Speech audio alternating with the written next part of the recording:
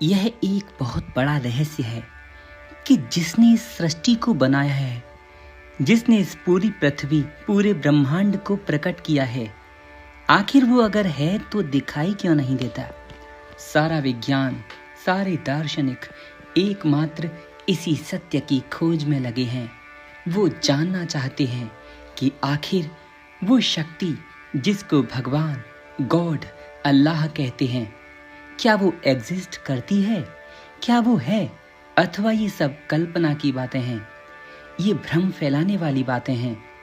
ऐसे बहुत सारे बुद्धिजीवी हुए जिन्होंने इस पर कई शोध किए, कई अनुभव किए, और फिर वो इस तथ्य पर पहुंचे कि भगवान हैं, और कुछ लोग जिन्होंने नकार दिया इस विलक्षण शक्ति को और बताया कि ये सारी सृष्टि अपने आप चल रही है, सिर्फ इसको मनुष्य ही चला रहा है। इसके पीछे जो कार्य करने वाली शक्ति है वो सिर्फ और सिर्फ प्रकृति है, उससे ऊपर कुछ भी नहीं।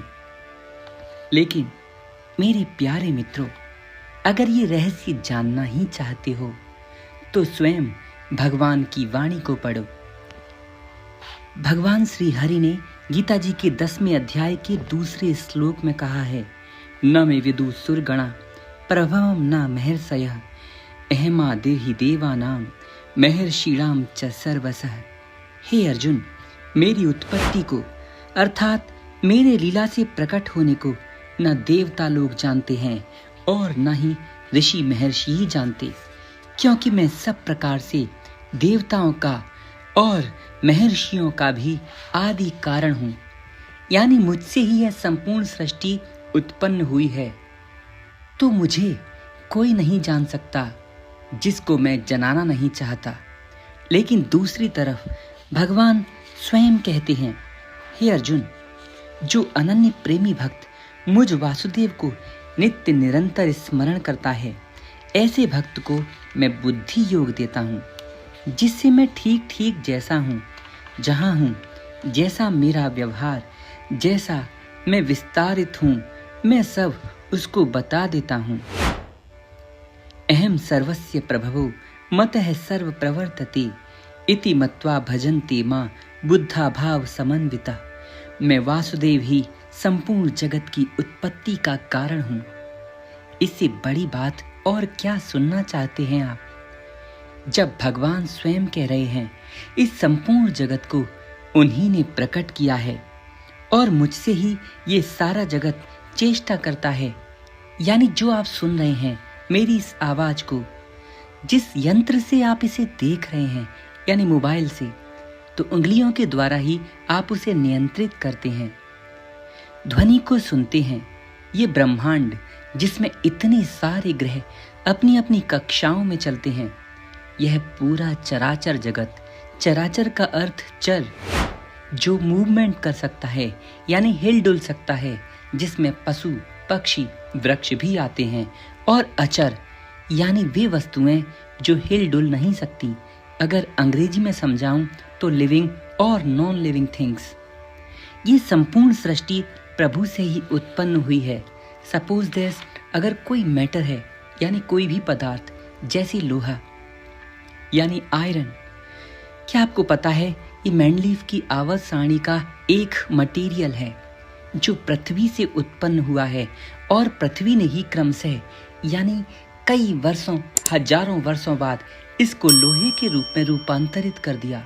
ठीक वैसे ही गोल्ड, सिल्वर, प्लेटिनम, थेरियम, एंथेरियम और जो भी देखने और सुनने में आते हैं, वे सारे पदार्थ प्राइमरी रूप से प्रकृति यानी पृथ्वी से ही निकले हैं, और पृथ्वी स्वयं प्रभु से ही प्रकट है।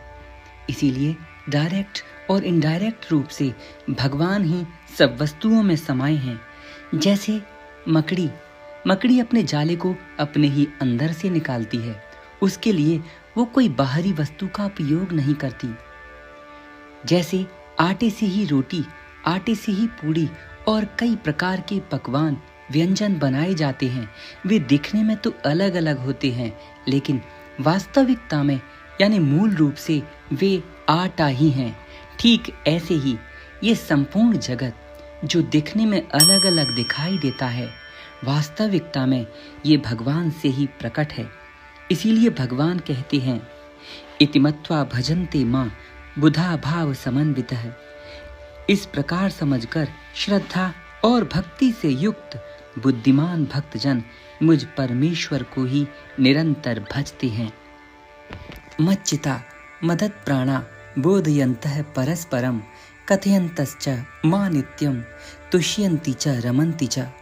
निरंतर मुझ में मन लगाने वाले और मुझ में ही प्राणों को अर्पण करने वाले भक्तजन मेरी भक्ति की चर्चा के द्वारा आपस में मेरे प्रभाव को जनाते हुए तथा गुण और प्रभाव सहित मेरा कथन करते हुए ही निरंतर संतुष्ट रहते हैं और मुझ वासुदेव में ही निरंतर रमण करते हैं। ऐसे भक्तों को मैं बुद्धि योग देता हूँ, तत्व ज्ञान रूप योग देता हूँ, जिससे वे मुझको ही प्राप्त होते हैं।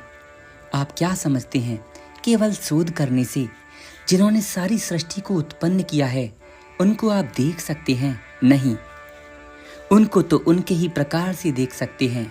जैसे किसी वैज्ञानिक ने अगर किसी फॉर्मूले का इनोवेशंस किया है, कोई फॉर्मूला बनाया है, तो वो ही उसके प्रभाव को, उसके रहस्य को बता सकता है। ठीक वैसे ही जिन प्रभु ने ये सृष्टि उत्पन्न की है, उन्होंने एक फॉर्मूला दिया है। उनके दर्शन का, उनको पाने का ऋषि मुनियों ने उस फॉर्मूले को अपनाया है और उस पर चलकर उनके दर्शन भी किए हैं। प्यारे मित्रों, वो फॉर्मूला गीता जी के 10वें अध्याय के 10वें श्लोक में है। तेसाम सतत युक्तानां भजताम प्रीति पूर्वकम ददामि बुद्धि योगम तम ये न मामुपयान्ति ते। उन निरंतर मेरे ध्यान आदि में लगे हुए और प्रेम पूर्वक भजने वाले भक्तों को मैं वह तत्व ज्ञान रूप योग देता हूँ, जिससे वे मुझको ही प्राप्त होते हैं। तो जो भी प्राणी अपने कर्म करते हुए प्रभु को स्मरण रखेगा, उनकी चर्चा करेगा, उनकी कथाएं सुनेगा, उनके बारे में, उनके स्वरूपों को, उनके गुणों को विस्तार से जानने का प्रयास करेगा, तो भगवान उसे अवश्य प्राप्त होंगे और हुए भी हैं। ऐसे कितने प्रमाण हैं। मीराबाई, सदन कसाई, नामदेव जी, संत ज्ञानेश्वर, तुलसीदास जी, सूरदास जी, वल्लभाचार्य जी, ब्रह्मर्षि योगी सम्राट श्री देवराह बाबा, ब्रह्मर्षि श्री बड़े महाराज जी, जिन्होंने तपस्या से भगवत भक्ति, प्रेम और कठोर नियम से उन परमात्मा के भी दर्शन किए हैं। जब वे कर सकते हैं तो कोई भी व्यक्ति जो इन मार्गों का पालन करेगा वो भी कर सकता है, चाहे वो आप हों अथवा मैं। भगवान सबके लिए बराबर उपलब्ध हैं। अगर कमी है तो हमारी। गीता जी के इस 10वें अध्याय यानी विभूति योग के शुरू के इन श्लोकों से आप इस रहस्य को समझ सकते हैं। जय श्री हरि।